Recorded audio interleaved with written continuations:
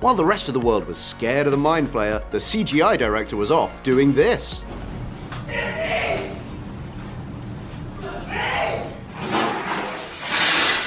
How was the Demogorgon created?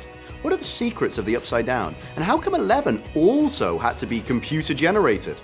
Wasn't Millie Bobby Brown up to the task?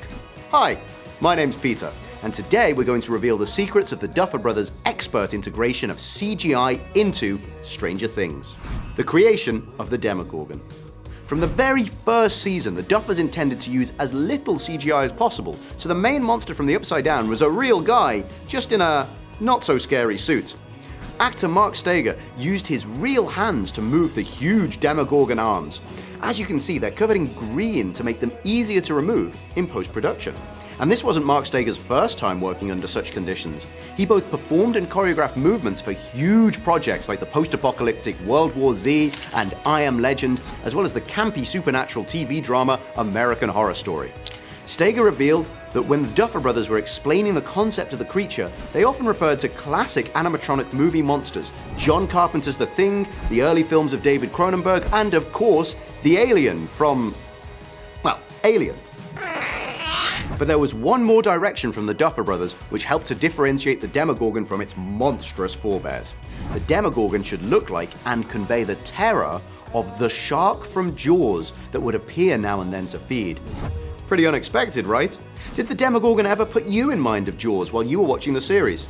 Don't be shy, tell us in the comments. The secrets of the Upside Down. While we know practically nothing about the rules of this mysterious world, we at least know how it was created using an innovative blend of digital and practical effects. This hybrid approach helped to make the atmosphere and appearance of the otherworldly Upside Down versions of real locations really convincing. Starting from Season 2, the visual effects team used digital effects to transform real settings into the Upside Down dimension. This wasn't an easy task though, as all the sets had to be scanned and reconstructed with meticulous 3D models. Meanwhile, the set of the Byers house also served as the practical location for many scenes shot in the Upside Down. Hola. Which meant that it had to be built in such a way so that all the walls could be easily removed and, of course, to allow the CG teams to specially enhance any practical effects.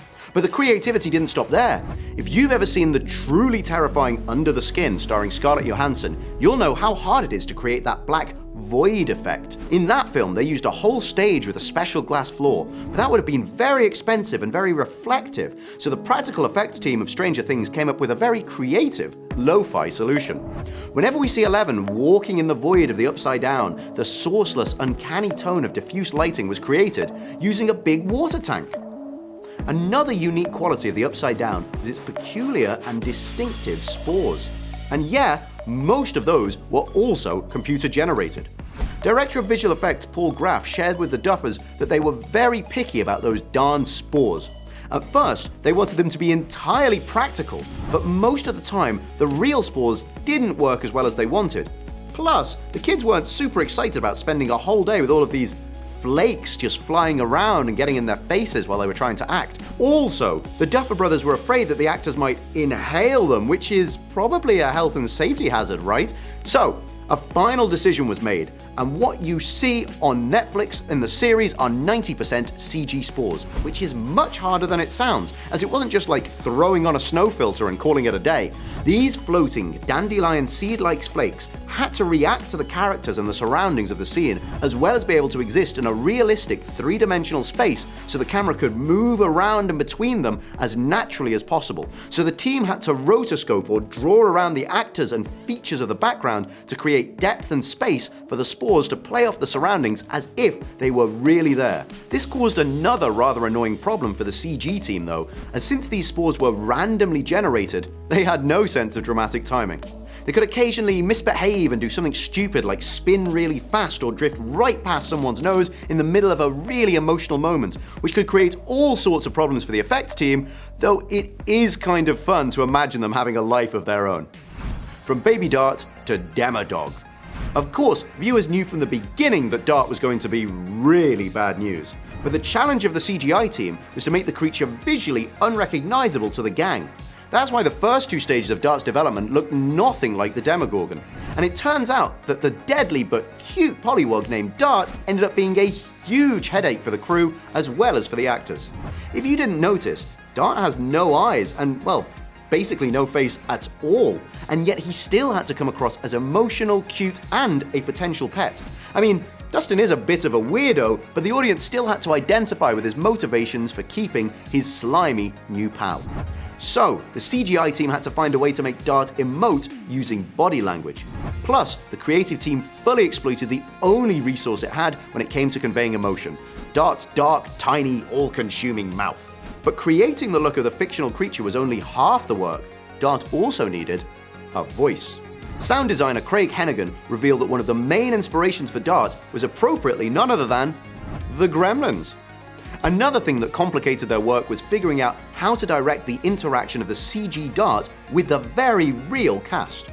The kids needed to at least have an eye line to look at the object and act in its general direction consistently. And Gaten Matarazzo definitely needed something he could hold in his hands when interacting with his darling Dart. So the actors mostly had these jelly props to work with, a world away from that cute tadpole and his second stage look, which we can call the Frogagorgon. So, as Dart quickly advanced through his life cycle, the visual effects team had him look more and more like the monster we're all familiar with. Step by step, Dart's skin darkened and his tail became shorter and shorter. Then came the moment when Dart finally opened his flower-like mouth and we see just all those teeth. Ugh. That's when Dart eats Dustin's cat Muse and kinda becomes a Catagorgon, I guess. Soon after, we meet a Demodog, which, according to CGI supervisor Paul Graff, was heavily inspired by the movements of an adversary from another Spielberg classic, the Velociraptors in Jurassic Park. Just so you can see just how much CGI there was in a single scene with the Demodog, let's take a look at the Season 2 scene when Dustin meets his fully grown-up, dog-like Dart. So, here's Dustin, and the rest is CGI.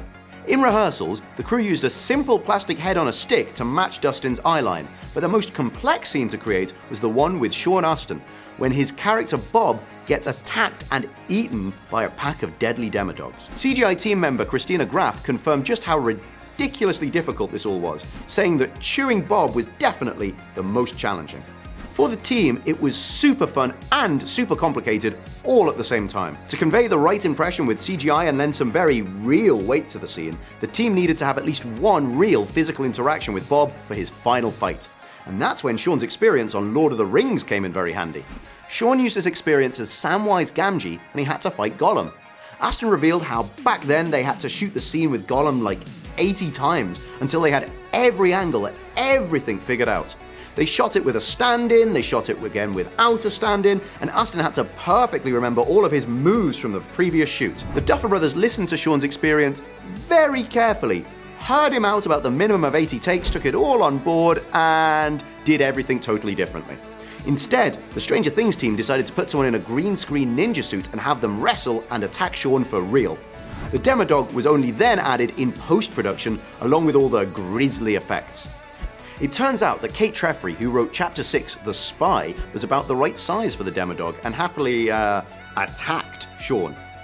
I don't know if being the right size and shape for something as terrifying as a Demodog is a compliment, though. Paul Graff shared that they knew it was going to be a little bit harder to clean this up in post and get rid of Kate and just put a dog in there, but it was well worth it. It was really cool. The Mind Flayer. We know in Season 1, the Duffers aimed for something like an 80-20 split between practical and CG effects, but this ended up being closer to 50-50. However, in Season 3, the big bad was all CGI, with no practical components involved at all in the making of the main monster. In standard Stranger Things fashion, Graff was told to model the Mind Flayer after an 80s cinematic touchstone. And this time, Carpenter's The Thing really came to the fore.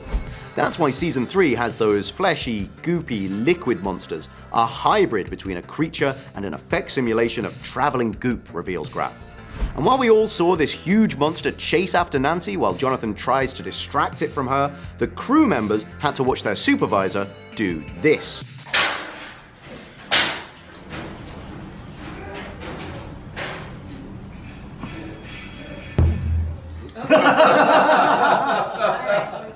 To Did you notice that huge metal ball on his head? Well, that's a special VFX kazoo helmet used so that post-production teams can see all the light sources and cast the appropriate shadows, which worked perfectly for creating the Mind Flayer's monstrous silhouette.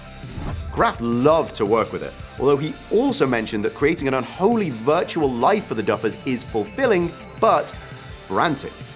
The time schedules and requirements are beyond crazy, and it's almost impossibly hard for everybody, especially the Duffers themselves. These guys are working 24/7, 12 months a year. They never stop, Graf revealed. These two created the most upside-down world imaginable, if you'll pardon the pun. For instance, when Will was possessed by the Mind Flayer in Season 2, the Duffer Brothers came up with the idea of how to make it even more epic. They decided that tornadoes and storms would make for the best atmosphere. And while we saw the horrifying Mind Flayer getting inside poor Will, here's how it looked on set. Yeah, Will's just making faces, a propeller creates wind, and a huge green screen moves around him in circles. At least once even Eleven had to be computer generated. Well, part of her anyway. What we see of Eleven in early episodes of Season 2 is that she's finally starting to grow in her cute curly hair.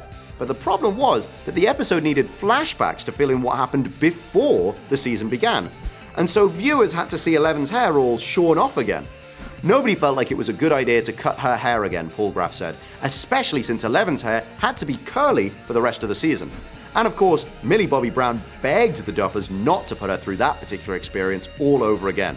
At first, the team experimented with a bald cap and a wig, but it added too much volume to Eleven's hair. The thing is, you have to hide the hair, and then you put on a base, and then a cap, and then a wig. So everybody felt it was just better to just go fully digital with the hair. We basically tracked new hair onto her head for all those scenes, Christina Graf revealed. Turns out that it was amazingly effective. Did you even notice this when watching Season 2, or was it a total surprise to you?